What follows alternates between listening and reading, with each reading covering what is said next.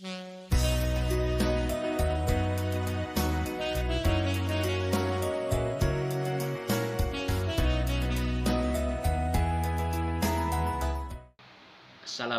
warahmatullahi wabarakatuh. Materi kita hari ini adalah tentang adat Minangkabau. Kita ingin melihat bagaimana rancang bangun atau konstruksi kebudayaan Minangkabau itu dibentuk oleh masyarakat Minangkabau sendiri dengan sumber-sumber pengetahuan dari khazanah kebudayaan Minangkabau itu sendiri. Nanti akan kita lihat bagaimana adat Minangkabau atau pengertian adat Minangkabau ini membentuk kebudayaan mereka. Kita akan bahas tingkatan adat Minangkabau. Orang Minangkabau membagi adatnya kepada 4 tingkatan. Yang pertama, adat nan sabana adat. Adat yang benar-benar adat. Itu bahasa Indonesia atau bahasa kita sekarang. Yang kedua, adat nan diadatkan. Atau adat yang diadatkan. Kemudian yang ketiga, adat nan teradat. Adat yang teradat. Kemudian yang keempat, adat istiadat.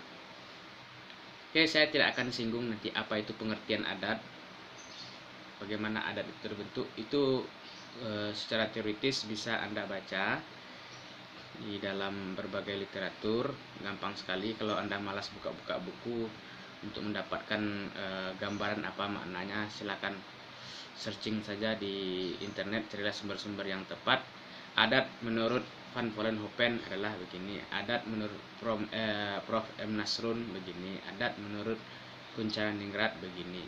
Itu silakan cari saja ya. Sekarang saya fokus kepada 4 jenis tingkatan adat ini. 4 jenis tingkatan adat ini akan kita gunakan nanti untuk melihat bagaimana kebudayaan terbentuk dengan pemahaman 4 jenis adat yang dibuat oleh orang Minangkabau sendiri. Ya, ingat kita belajar kebudayaan, kita gunakan 2 pendekatan. Yang pertama pendekatan teori-teori kebudayaan, yang kedua menggunakan teori-teori yang dibangun oleh masyarakat kebudayaan Minangkabau sendiri atau oleh orang Minang sendiri. Nah, begitu. Oke, mari kita simak. Silakan perhatikan slide di samping saya. Tadi kita sudah katakan bahwa orang Minangkabau membagi adatnya kepada 4. Yang pertama, adat nan sabana adat. Ya. Adat nan sabana adat. Apa yang dimaksud dengan adat nan sabana adat? Dalam literatur disebutkan bahwa adat nan sabana adat itu adalah adat yang bersumber dari ketentuan yang berlaku di alam atau hukum alam. Setelah masuknya agama Islam, hukum alam ini diterjemahkan kepada sunnatullah atau ketentuan-ketentuan Allah. Sunnahnya Allah begitu, pembuatannya begitu. Kalau Allah bikin api itu panas dan membakar, maka ya itulah sunnatullah. Hukum gravitasi itu adalah sunnatullah. Jadi itu adat yang sabana adat. Tidak bisa dibantah. Tidak bisa dimusyawarahkan. Oke, kalau begitu kita musyawarahlah supaya api ini tidak lagi membakar. Tidak bisa. Itu sunnatullah. Perempuan mengandung sunnatullah. Tidak ada laki-laki yang mengandung. Kalaupun ada, itu kan keadaan keajaiban yang tidak bisa dijadikan pola untuk yang lain. Ini tidak semua laki-laki bisa mengandung. Kalaupun ada itu ada keajaiban. Itu pun perlu diselidiki secara ilmiah dengan metode ilmiah. Barangkali saja ada sesuatu yang terjadi. Nah, sebelum Islam masuk, adat dan sabana adat ini murni segala sesuatu yang terjadi di alam, sunnatullah murni. Tapi setelah Islam baru masuk yang sunnatullah itu menjadi definisi baru. Kemudian agama Islam juga nanti dikategorikan sebagai adat dan sabana adat. Tidak bisa diperdebatkan. Agama Islam, agama yang diturunkan oleh Allah kepada Nabi Muhammad SAW dengan segala aturan-aturannya, itu disebut dengan adat dan sabana adat. Karena itulah patokan awalnya. Jadi apa fungsinya adat dan sabana adat ini? Fungsinya adalah sebagai hukum dasar dalam pembentukan peraturan-peraturan adat yang lainnya. Ya. Misalnya, kalau ada orang yang mau buat peraturan, misalnya peraturan peraturannya misalnya yang melawan hukum alam, perempuan dilarang mengandung, perempuan dilarang mengandung, ya misalnya seperti itu. Dibuatlah aturan dalam sebuah masyarakat. Peraturan itu otomatis batal secara adat menurut adat Minangkabau. Kenapa? Mengandung itu fitrah bagi manusia, terutama bagi perempuan. Makanya kalau ada larangan wanita dilarang mengandung itu, nah itu melawan sunnatullah. Akhirnya aturan itu tidak bisa dipakai, dieliminasi oleh aturan adat dan sabana adat ini. Kemudian apalagi contoh adat dan sabana adat, misalnya suatu masyarakat, satu nagari di Minangkabau membuat aturan, masyarakat Minangkabau harus membuat jamuan rendang babi dalam upacara perkawinan. Nah, aturan ini bisa dieliminasi karena adat dan sabana adat, diantaranya agama Islam yang diterima sebagai ketentuan baru, ketentuan hukum baru dalam konteks adat dan sabana adat, sudah dilanggar. Kenapa? Agama Islam melarang makan babi. Kalau ada aturan yang dibikin seperti itu, otomatis adat dan sabana adat langsung membatalkan. Maka adat dan sabana adat adalah sumber hukum tertinggi yang sekaligus menjadi patron dalam penyusunan adat-adat berikutnya. Kemudian yang kedua, ada namanya adat dan sabana adat. Ini ya, adat dan sabana adat. Adat dan diadatkan yang kedua.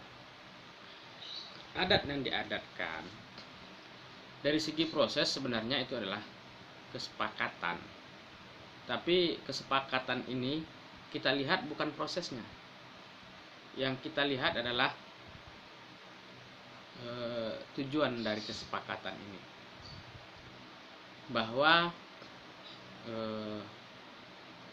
nenek moyang orang Minangkabau sudah menyusun garis kekerabatan Minangkabau berdasarkan garis kekerabatan ibu atau matrilineal. Ini menurut orang Minangkabau tidak bisa diubah. Orang Minangkabau itu matrilineal. Kalau tidak matrilineal, maka tidak Minangkabau lagi.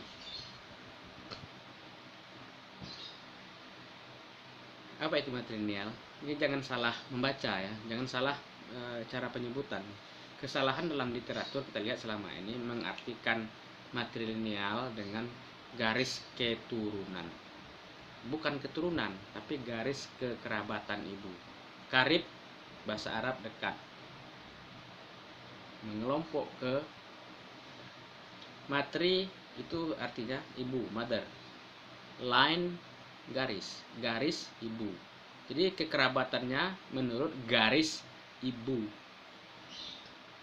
Jadi kalau ada pengelompokan masyarakat, maka dalam suatu keluarga, anggota-anggota keluarga itu mengelompok ke kelompok mana? Mendekat ke kelompok keluarga ayahkah atau kelompok keluarga ibu? Itu maksud dengan garis kekerabatan. Kalau dibaca dengan garis keturunan, itu ukurannya nasab, gen tali darah. Maka prinsip kekerabatan matrilineal ini disebut dengan adat nan diadatkan. Oke, kedua jenis adat ini kita bahas dulu yang dua ini. Dalam kaidah atau ungkapan adat Minangkabau disebut dengan adat nan babuhua mati. Adat yang buhul. Buhul itu kan simpul mati. Yang pernah ikut pramuka pasti tahu mana yang simpul mati dan mana yang simpul hidup yang bisa dibuka. Ini babuhua mati, berbuhul mati, tidak bisa diungkai lagi. Itu yang adat yang dua ini, adat nan sabana adat dan adat nan diadatkan disebut dengan adat nan babuhua mati. Ya. Nah, karena dia babuhua mati, dia disebut dalam ungkapan Minangkabau indak lapuk di hujan, indak lakang di paneh. Artinya apa? Nah, ini kan istilahnya mengacu lagi kepada istilah alam. Ya, indak lapuk di hujan. Dia tidak akan berubah karena faktor-faktor alam, faktor cuaca, faktor segala macam. Jadi tidak bisa diubah. Nah, beginilah status kedua adat ini. Jadi hukum alam, agama Islam, matrilineal bagi orang Minangkabau itu dianggap sebagai adat yang tidak bisa diubah. Nah, sekarang kita jemput sedikit pengertian adat. Adat itu biasanya kan diwariskan. Nah, status adat yang dua ini kalau kita lihat dari asal usulnya, sifatnya diberi. Hukum alam diberi, given by Allah, diberikan oleh Allah. Bisa dimusyawarahkan? Tidak, Allah yang beri. Kata Allah, api membakar ya begitu, diberi Allah. Kemudian hukum alam ini diwarisi sepanjang masa oleh manusia. Tidak mungkin ya bagi orang dulu apinya panasnya 100 derajat sampai di kita sekarang panasnya 80 derajat, tidak mungkin. Jadi kadar apinya dari dulu sampai sekarang sama dan itu diwariskan. Kita terima bagaimana orang dulu merasakan api, kita juga merasakan begitu sampai sekarang. Jadi hukum alam begitu. Agama Islam juga begitu. Bagaimana diterima dulu, sekarang ya begitu juga. Nah, itu yang diberi dan diwariskan. Hukum matrilineal juga begitu. Adat matrilineal. Dia diberi. Siapa yang memberinya? Nenek moyang Minangkabau. Oke, disebutkan dua sosok penggagas adat Minangkabau, Datuk Perpatiah nan Sabatang dan Datuk Ketemanggungan. Meskipun kedua sosok ini bisa diperdebatkan, paling tidak orang Minangkabau sudah memberikan informasi tentang siapa sebenarnya yang menggagas adat Minangkabau. Ya, ini bisa diperdebatkan pertama, apakah sosok Datuk Perpatiah nan Sabatang ini betul-betul ada atau hanya tokoh rekaan. Satu. Kemudian orang juga berdebat. Ini Datuk Perpatiah nan Sabatang dan Datuk Ketemanggungan ini hidupnya pada periode siapa dan kapan? Apakah dia sudah ada sejak Minangkabau ini ada atau memang ada yang menyebutkan itu kan pada periode Pagaruyung abad ke-14. Nah, kalau periode 14 berarti adat Minangkabau baru, akan begitu. Sementara kita abaikan saja perdebatan ini. Tapi dalam pengetahuan kolektif atau memori kolektif masyarakat Minangkabau, bahwa adat matrilineal ini diberi, given by dua orang nenek itu, dua orang nenek moyang itu, ya, dan diwariskan. Nah, karena itu kedua adat ini sifatnya sama bagi orang Minangkabau, bagi masyarakat ini, diberi dan diwariskan. Dan ini disebut sebagai adat sabatang panjang. Sebatang panjang. Ini ilustrasi ini diambil dari bambu, pohon bambu, batuang. Batuang ya. Di bahasa Minangnya batuang, atau ada yang nyebutnya buluah. Itu kalau kita lihat dari pangkal sampai ke ujung itu sebatang panjang. Jadi ini berlaku di semua Minangkabau. Adat dan sabana adat berlaku di seluruh Minangkabau, matrilineal berlaku di seluruh Minangkabau. Tidak ada perbedaan. Hukum api panas membakar itu di wilayah tanah datar dengan di wilayah Agam, sama-sama membakar keduanya. Ini berlaku umum, berlaku universal di seluruh wilayah Minangkabau.